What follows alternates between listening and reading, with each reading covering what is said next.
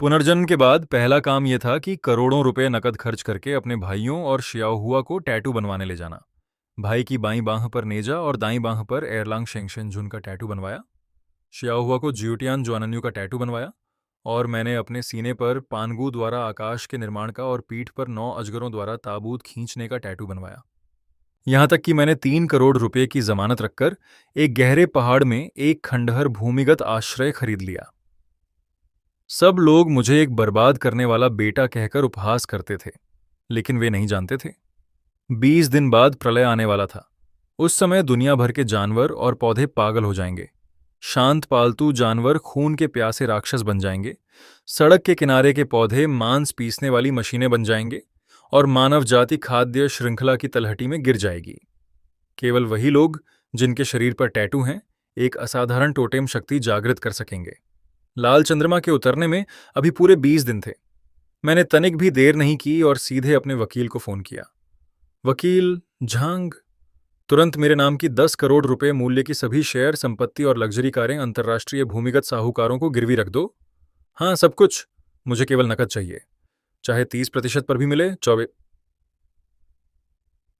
24 घंटे के अंदर से अंदर मुझे 3 करोड़ रुपए मेरे खाते में चाहिए। फोन रखने के बाद मैंने तुरंत 2 और नंबर मिलाए। आधे घंटे बाद जियांगजू शहर का सबसे गुप्त भूमिगत टैटू कलाकार, मेरा जेओल चिन्हन दोस्त शू शियाओदाओ और जियांगजू विश्वविद्यालय की प्रसिद्ध खूबसूरत लड़की जियांग जिनई दोनों भ्रमित चेहरे लेकर यहां आ गए। लिगे, क्या तुम पागल हो गए हो? तुमने अपनी सारी संपत्ति गिरवी रख दी सिर्फ हमें टैटू बनवाने के लिए? केनली, तुम आखिर कर क्या रहे हो? अगर तुम झाओ यूचिंग के तुम्हें छोड़ने से परेशान हो तो इस तरह खुद को बर्बाद करने की जरूरत नहीं। मैंने उन्हें देखा और पहले से कहीं ज्यादा गंभीर आवाज में कहा, जिनई शियाओदाओ, समझाने का वक्त नहीं है। अगर तुम अभी भी मुझ पर भरोसा करते हो तो आज मेरी बात मानो। मेरी गंभीर मुद्रा देखकर दोनों ने अंततः हिचकिचाते हुए सहमति जताई। मैं टैटू की दुकान में मुड़ा और उस लाल मांसल चेहरे वाले उस्ताद की ओर देखकर सीधे 1 लाख रुपए की बैंक कार्ड मेज पर रख दी। उस्ताद, एक बड़ा काम मिला है, मैंने शू शियाओदाओ की ओर इशारा करते हुए कहा। मेरे भाई की बाईं बांह पर नेजा और दाईं बांह पर एरलांग शेंगशन झुन बनाओ।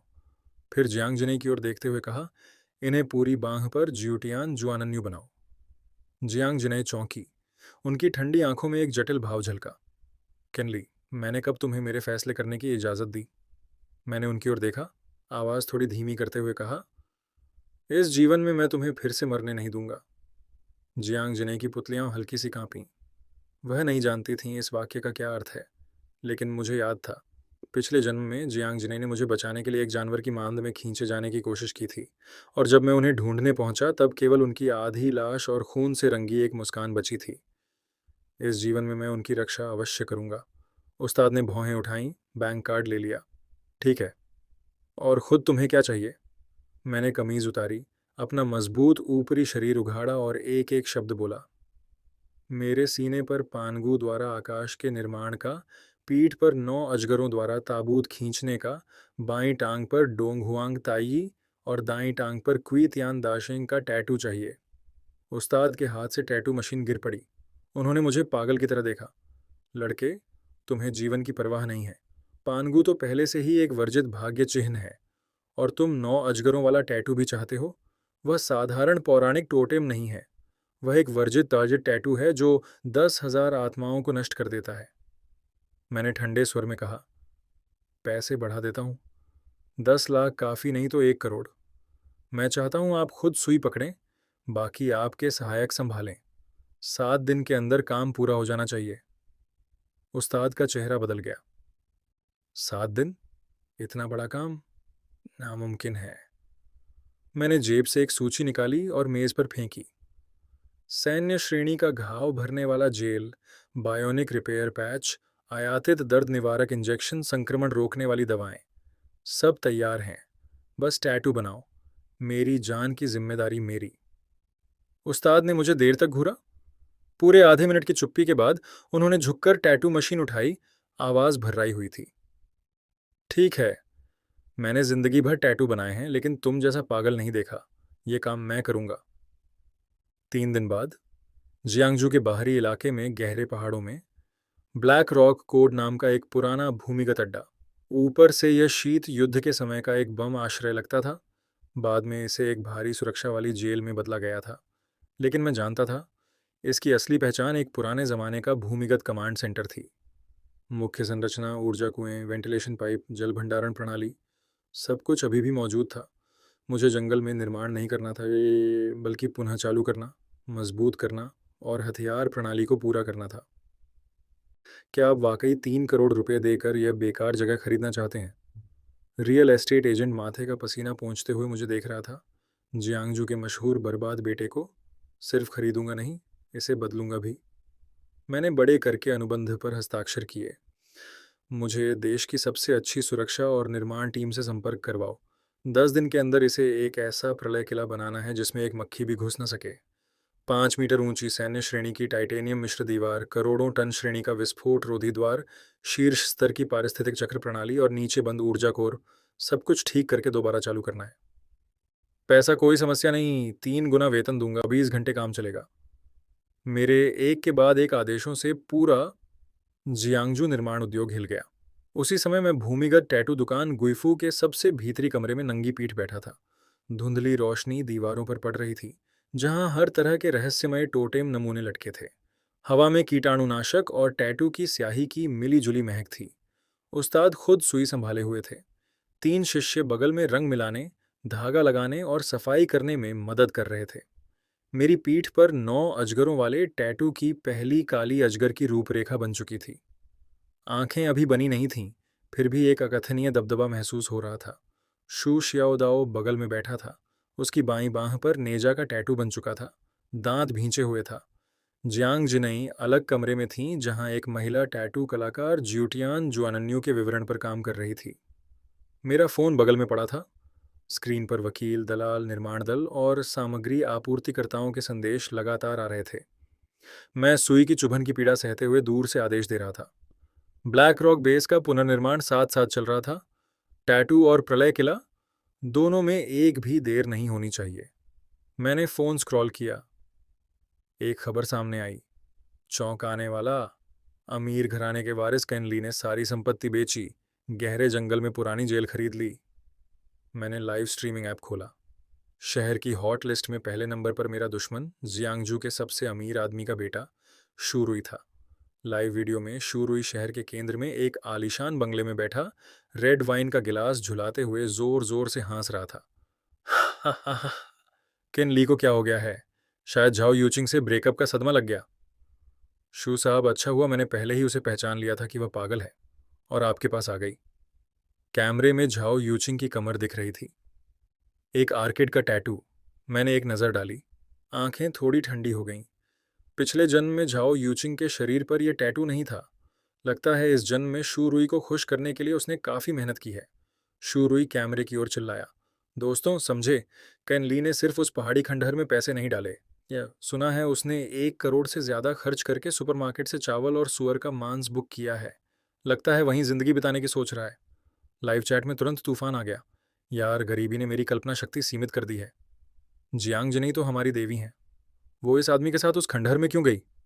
पक्का कैन ली का दिमाग खराब हो गया है, सीधे पागल खाने भेजो।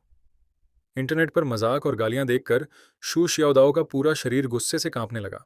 लेगे, शू रुई, वो हरामजादा बार बार तुम्हारा नाम उछाल रहा है, मैं जाकर उससे हिसाब करता हूँ। उसे छोड़ो। मैंने सुई की चुभन की पीड़ा महसूस करते हुए शू रुई का वह अकड़ा हुआ चेहरा देखते हुए कहा। आंखें शांत थीं। जितना ज्यादा उछलेगा उतना ज्यादा रोएगा। शियाओदाओ, मालगाड़ियों पर नजर रखो। हमारा प्रलय किला बिल्कुल सही होना चाहिए। मेरे पुनर्जन्म को पूरे 7 दिन बीत चुके थे। इन 7 दिनों में मैं लगभग इसी भूमिगत कमरे से बाहर नहीं निकला। गुइफू उस्ताद अपने 3 शिष्यों के साथ बारी बारी काम करते रहे। दिन में रेखाएं खींचते, रात को रंग भरते, रात के बाद सुधार करते। रफ्तार बनाए रखने के लिए मैंने ब्लैक मार्केट से सैन्य श्रेणी का घाव, जेल और बायोनिक रिपेयर पैच मंगवाया था। जब भी कोई टोटेम पूरा होता, तुरंत जेल से सील कर दिया जाता, वरना इस तीव्रता पर मेरी त्वचा टिक नहीं पाती। 7वीं रात को गुइफू के सबसे भीतरी कमरे में टैटू मशीन की आवाज आखिरकार बंद हो गई। शू शियाओदाओ के नेजा और एरलांग शेंगशेन का काम 2 दिन पहले ही पूरा हो गया था। जियांग जिनई की ज्यूटियान जुआनन्यू कल पूरी हुई थी, और मेरे शरीर पर चारों वर्जित टोटेम आखिरकार पूरे हो गए थे। सीना, पानगु द्वारा आकाश निर्माण पीठ, 9 अजगरों द्वारा ताबूत खींचना बाईं टांग, डोंग हुआंग ताई दाईं टांग। क्वी तियान दाशेंग उस्ताद ने दस्ताने उतारे और मेरे शरीर के चित्र देखते हुए लंबी सांस छोड़ी। हो गया कंशाओ। मैंने जिंदगी भर टैटू बनाए, इतना बड़ा काम कभी नहीं किया। पानगु, 9 अजगर, डोंग हुआंग ताई, क्वी तियान दाशिंग, यह पूरा सेट पूरे जियांगजू टैटू जगत में किसी ने मुझसे बेहतर नहीं बना सकता। मैं उठकर खड़ा हुआ। चारों वर्जित टोटेम मेरे सीने, पीठ और दोनों टांगों पर फैले हुए थे। हर रेखा तीखी, पुरानी और भारी थी। खासकर पीठ का 9 अजगरों वाला टैटू। 9 काले अजगर दोनों तरफ से उठते हुए पीठ के केंद्र में इकट्ठे होते थे। उनकी पूंछें एक पुराने काले ताबूत को खींचती थीं जिस पर तारों की जंजीरें लिपटी थीं। बस एक टैटू था, लेकिन एक अकथनीय भारीपन था उसमें। शू शियाओदाओ मेरे चारों ओर घूमा और अनायास थूक निकल गया। यार, ये बहुत भारी है। अगर मैंने खुद बनते हुए न देखा होता, मुझे लगता रात को ये खुद चलने लगेगा। मैंने कमीज पहनी और टोटेम ढक लिए। अभी ये केवल टैटू हैं। जब लाल चंद्रमा उतरेगा तो ये तब ये सच में जागेंगे।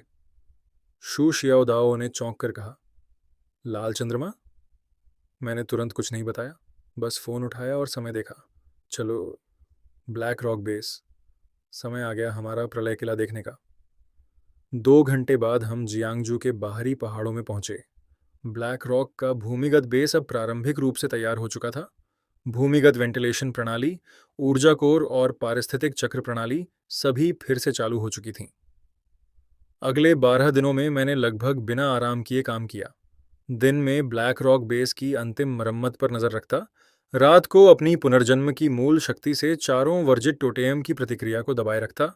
एक के बाद एक ट्रक भरकर सामान बेस में आता जाता। चावल, आटा, ताज़ा मांस, डिब्बाबंद खाना, पीने का पानी, दवाइयाँ, डीजल, भारी ऑफ रोड गाड़ियाँ, बैकअप जनरेटर, सैन्य श्रेणी के सुरक्षा सूट, हर वह चीज़ जो जीवित रहने के लिए खरीदी जा सकती थी, मैंने खरीद ली। बाहरी दुनिया के सब लोग सोचते थे मैं पागल हो गया हूँ।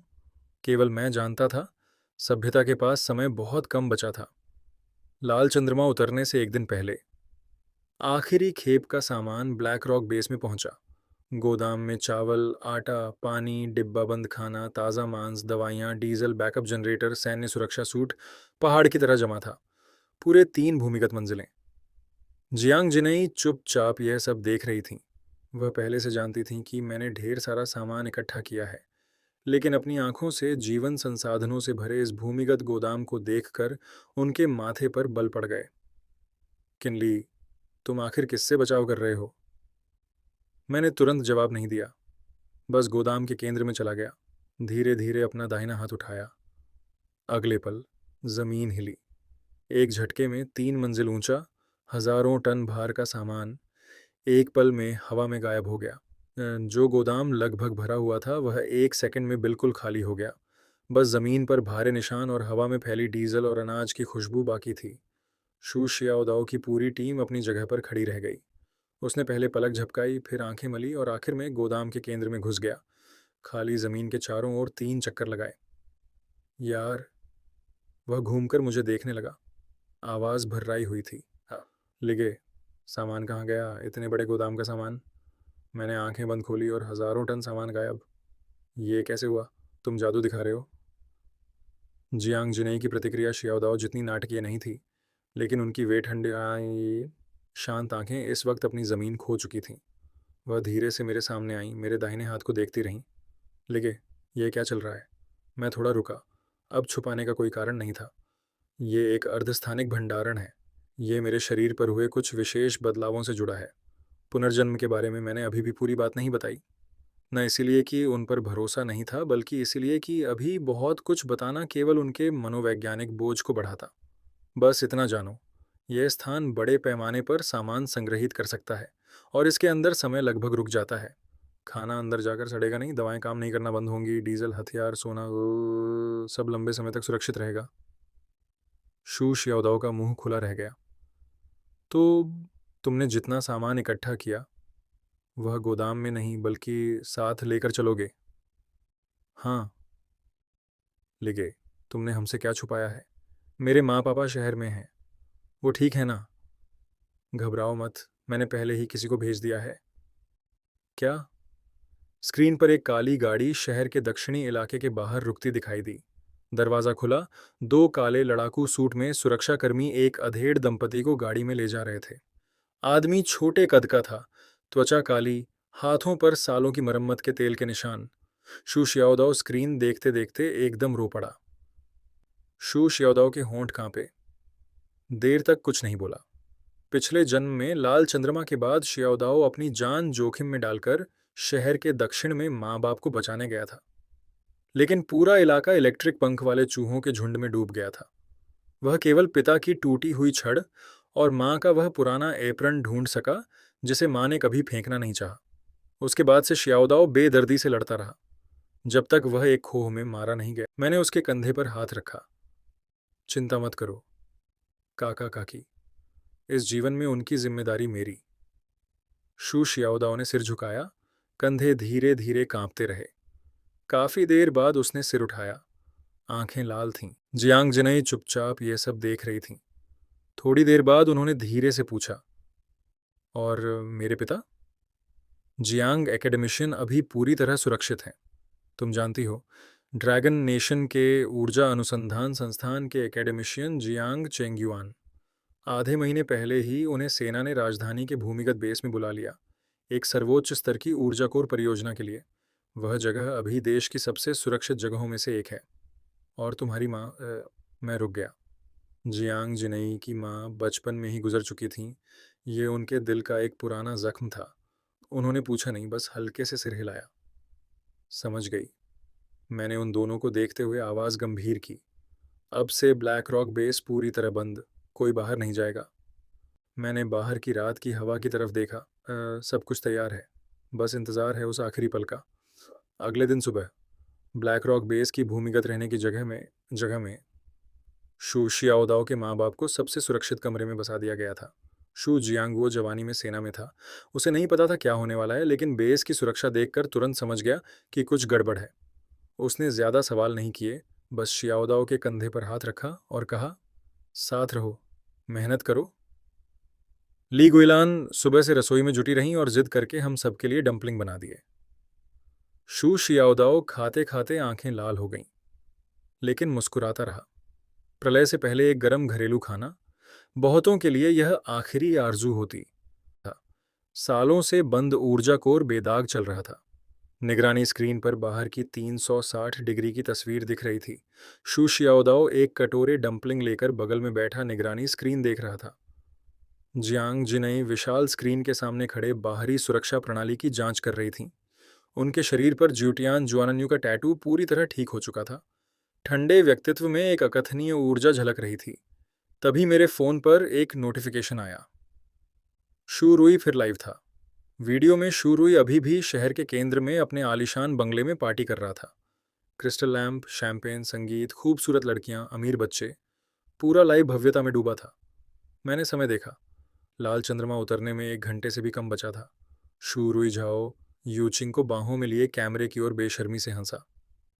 दोस्तों देखा, कैनली वो पागल अब तक शायद पहाड़ी बंकर में बैठा होगा, सामान बेचकर चावल सुअर का मांस जमा कर रहा है। उसे सच में लगता है दुनिया का अंत आने वाला है। झाओ यूचिंग उसकी बाहों में लिपटकर हंसती रही। शू साहब, सच में मन करता है देखूं कल कैन ली क्या मुंह लेकर आएगा। शू रुई ने शराब का गिलास झुलाया और भी ज्यादा अकड़कर बोला, अगर आज रात कुछ नहीं हुआ तो कल मैं खुद उस पहाड़ी बंकर में जाकर तोड़ फोड़ करूंगा और कैन ली को खुद पागल खाने भेजूंगा। लाइव चैट में उपहास और भड़काने वाली बातें शोर मचा रही थीं, और ब्लैक रॉक बेस में केवल ऊर्जा कोर की गहरी गुनगुनाहट की चुप्पी थी। मैंने कलाई घड़ी देखी। रात के 11:59 और 50 सेकंड। बाहर की दुनिया अभी भी जश्न मना रही थी। 10 सेकंड बाद मैंने चाकू कांटा रख दिया। उलटी गिनती 0 पर पहुंची। जज। एक ऐसी दबी गूंजती आवाज जैसे सृष्टि के आरंभ से आ रही हो, और पूरी पृथ्वी एक पल के लिए कांप उठी। लाइव वीडियो में शू रुई की अकड़ भरी हंसी अचानक जम गई, क्योंकि उसके आलीशान बंगले की पूरी दीवार, कांच की खिड़की के बाहर वह उजली चांद एक पल में एक भयावह खून के रंग में बदल गया, जैसे खून टपकती आंखें इंसानों को घूर रही हो। और फिर गहरे काले घने धुएं जैसा कोहरा जमीन के नीचे से फूट पड़ा और एक पल में पूरे जियांगजू शहर पर छा गया। वीडियो में झाओ यूचिंग की गोद में बैठा शुद्ध नस्ल का टेडी कुत्ता एक रोंगटे खड़े कर देने वाली दहाड़ मारा। लाखों दर्शकों की आंखों के सामने वह टेडी गुब्बारे की तरह फूलने लगा। उसके पूरे शरीर पर काले हड्डी के कांटे उग आए, आंखें लाल तारों से भर गईं और मुंह में उस्तरे जैसे दांत निकल आए। वह जानवर झाओ यूचिंग पर झपट पड़ा। तेज पंजों ने उसके कंधे को चीर डाला और उसे नीचे पटक दिया। लाइव कैमरा जोर से हिला। चीखें एक पल में कान फाड़ने लगीं। शू साहब, मुझे बचाओ। जाओ। यूचिंग का चेहरा पीला पड़ गया था। वह शू रुई की ओर हाथ फैला रही थी, लेकिन शू रुई इतना डर गया था कि उसकी आत्मा निकल गई हो। वह चिल्लाया, दूर रहो, मेरे पास मत आना। और उल्टा सीधा पांव मारते हुए झाओ यूचिंग का हाथ लात मारकर हटाया और दूसरी मंजिल की ओर रेंगते हुए भाग गया।